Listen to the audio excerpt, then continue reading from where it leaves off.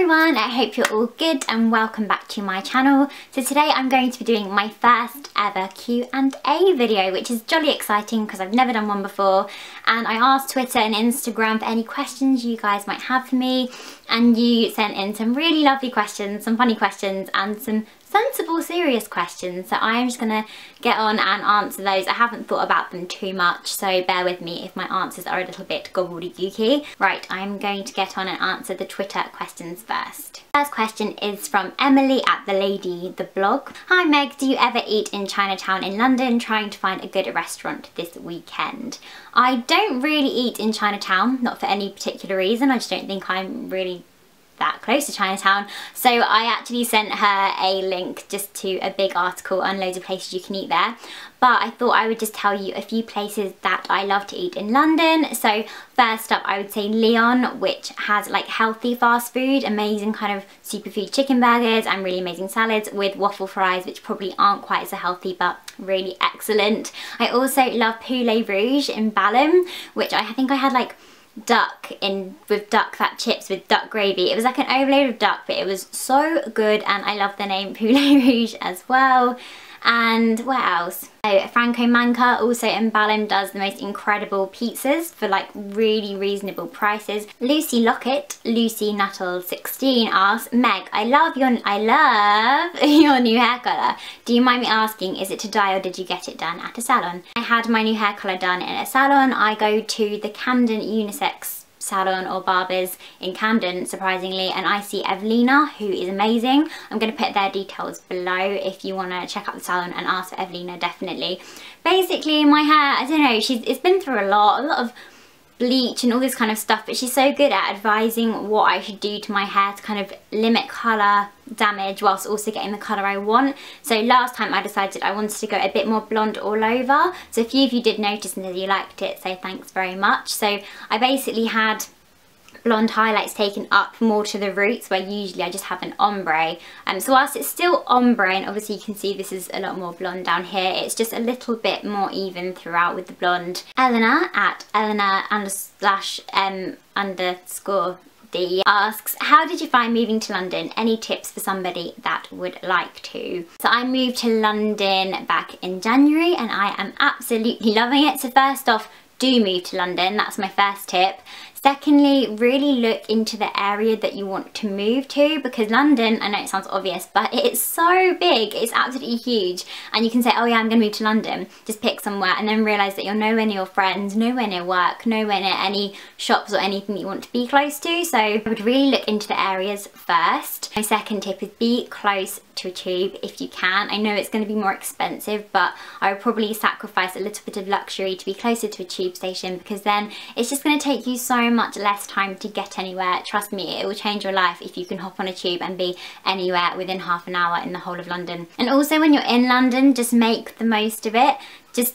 It's really easy to move and then not really go and see most of it, just to kind of be there and go to the normal places, but really try and explore, because there is so much there. And also make time to explore your local area, so don't just go to Oxford Street and all the places that you'd normally go to. Find those little boutique-y places, those little kind of restaurants that you wouldn't see on guides, because that's where the real gems are, I think. And also if you shop around and go to markets and things, you'll find living there a lot cheaper. Megan duBois, hi Megan, great name, asks, what's your favourite American drugstore beauty brand? I did ask my parents to get me the Wet n Wild Comfort Zone palette last time they went, and I absolutely love that and would love to try more Wet n Wild. I also love NYX and would love to just be able to try loads more of that. I know you can get it in some places in the UK, but it's still quite hard to come across. So I would say those two. I got quite a few questions from the lovely Lucy at Likey Lucy, so I'm gonna just go through and answer all of those now. If you were stranded on a desert island and could only take one makeup product, what would you take? So I'm going to say a good tube of mascara, probably Benefit Roller Lash, which is what I'm addicted to at the moment, because I just think if you don't have any eyes, well, obviously you have them, but without mascara, your eyes are a little bit non-existent, and I just think a few coats of mascara and you're kind of good to go. Even if you're on a desert island and no one else is there, you will feel good in yourself and know that your eyes look nice. Would you rather have no eyebrows or no eyelashes? This is really easy for me. I would say no eyebrows, because you can get really great, I'm just looking at my eyebrows, checking they're still there. You can get really great eyebrow products. I reckon you could fake your eyebrows or have them tattooed on or something, whereas eyelashes, I don't know how you can just fake eyelashes. I guess you could have fake ones, but then what would they attach to if there were no original eyelashes? Last text message you received. I'm going to check. Does WhatsApp count as a text message though? So the last text message I received was from my boyfriend.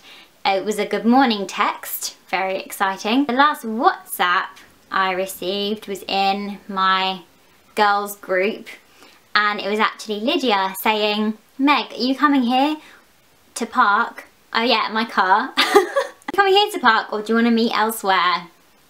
So we're going for lunch later, so that's what we're arranging, so I'll have to get back to her after this video. Still from Lucy, it is favourite song or artist currently. My favourite song is probably by Ellie Goulding, and I can't remember what it's actually called.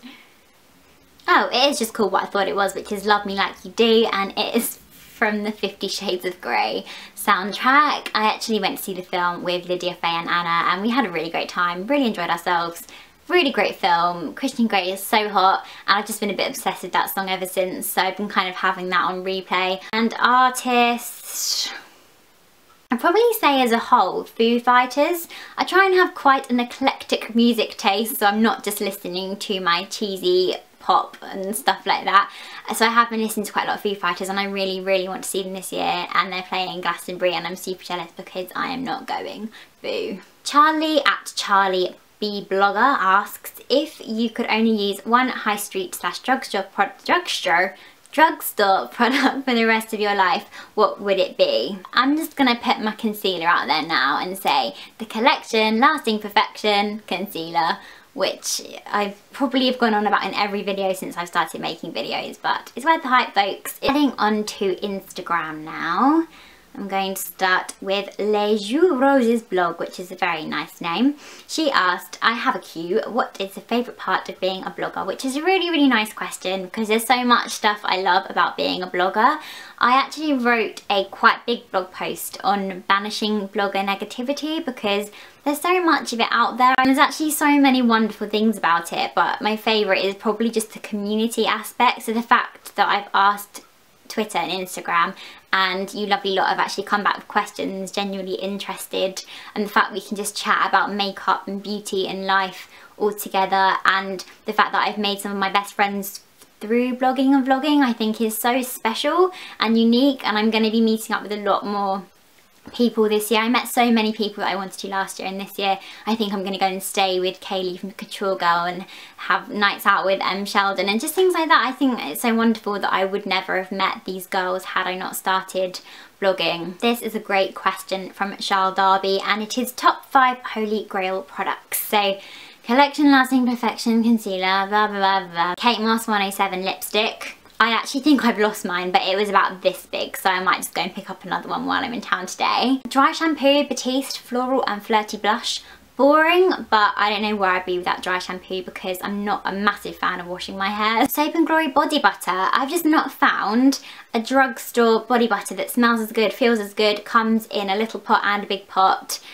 Yeah, it's brilliant. I use it pretty much every single day. And a good volumizing mousse. I do kind of switch these up. I think at the moment I have a Pantene ProV volumizing mousse. Basically for this kind of messy curl thing that I have going on, scrunching it through the ends and through the tops and stuff really enhances the curls and makes sure your volume stays in all day long. So I don't know how anyone copes without mousse. Go get some mousse. Charles Darby also asked pros and cons of living in London.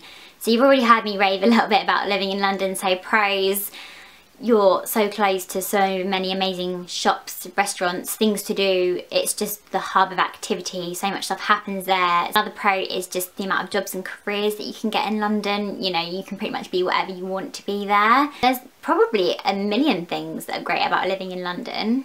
The nightlife is awesome. Inferno's in Clapham is my favourite place.